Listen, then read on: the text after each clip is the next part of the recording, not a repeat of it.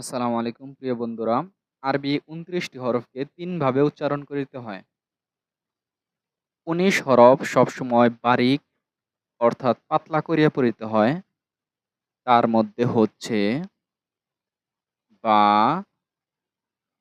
তা, সা, জিম, হা, দাল, জাল, জা, সিন, শিন, আইন, ফা, কাফ, মিম, নুন, ওয়াও, হা, হামজা, ইয়া।